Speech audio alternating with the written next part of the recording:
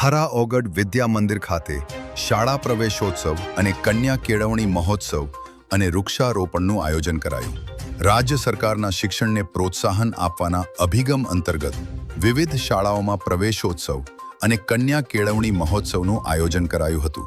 ત્યારે થરા ઓગડ વિદ્યા મંદિર ખાતે શાળા પ્રવેશોત્સવ અને કન્યા કેળવણી મહોત્સવનું આયોજન કરવામાં આવ્યું હતું। કાર્યક્રમ દરમિયાન નવા પ્રવેશ મેળવનાર વિદ્યાર્થીઓનું તિલક કરી ફૂલહાર પહેરાવી તેમજ શૈક્ષણિક કીટ અર્પણ કરી ઉષ્માભર્યું સ્વાગત કરવામાં આવ્યું હતું। આ પ્રસંગે ઉપસ્થિત નગરપાલિકાના ચીફ ઓફિસર શ્રી બાબુભાઈ જોશી, થરા ભાજપ મહામંત્રી રાઘવભાઈ જોશી, શાળાના આચાર્ય અશોકભાઈ વાલાણી, મુકેશભાઈ બુકોલિયા વકીલ, ભૂપતભાઈ ગોહિલ, આ પ્રસંગે ઉપસ્થિત મહાનુભાવો દ્વારા વિદ્યાર્થીઓ અને વાલીઓને શિક્ષણના મહત્વ વિશે માર્ગદર્શન આપવામાં આવ્યું હતું। ખાસ કરીને બાલિકાઓના શિક્ષણને પ્રોત્સાહન આપવા માટે કન્યા કેળવણીના સંદેશ સાથે સમાજને વધુમાં વધુ દીકરીઓને શિક્ષણ અપાવવા અપીલ કરવામાં આવી હતી। કાર્યક્રમમાં શાળાના આચાર્યશ્રી, શિક્ષકગણ, વાલીઓ, ગ્રામજનો તેમજ મોટી સંખ્યામાં વિદ્યાર્થીઓ ઉપસ્થિત રહ્યા હતા। સમગ્ર કાર્યક્રમનું સંચાલન સુહાગભાઈ બારોટ અને પૂજાબેન પુરોહિત દ્વારા કરવામાં આવ્યું હતું અને આ કાર્યક્રમ હર્ષોલ્લાસ સાથે સંપન્ન થયો હતો। રિપોર્ટર અલ્પેશ ગોસ્વામી, રુસ્તમ ખાન।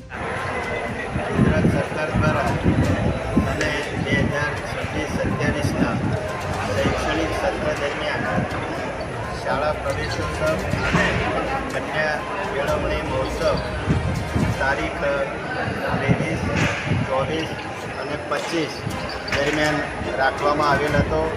આ ત્રણેય દિવસના શાળા પ્રવેશોત્સવ કાર્યક્રમમાં જે સ્કૂલોમાં શાળામાં પ્રવેશ મેળવતા ધોરણ 1ના બાળકોને પ્રવેશ અપાવવા માટે તેમજ કન્યા કેળવણી માટેના જે કાર્યક્રમો થયા, ખૂબ સુંદર કાર્યક્રમો થયા। સરકારશ્રી દ્વારા કન્યાઓને, દીકરીઓને ભણવા માટે જે સહાય આપવામાં આવે છે તે તેમજ શાળામાં પ્રવેશ મેળવતા બાળકોને તેમજ અભ્યાસ કરતા બાળકોને ખૂબ જ સારું શિક્ષણ મેળવે અને શૈક્ષણિક કારકિર્દી મેળવી તેમના પોતાના જીવનમાં એ ખૂબ જ ઉપયોગી નીવડે તેમજ રાષ્ટ્રને ઉપયોગી નીવડે તે માટે માર્ગદર્શન પૂરું પાડવામાં આવેલ। આજે છેલ્લો દિવસ હતો, આજે આ કાર્યક્રમનું સમાપન થયેલ છે।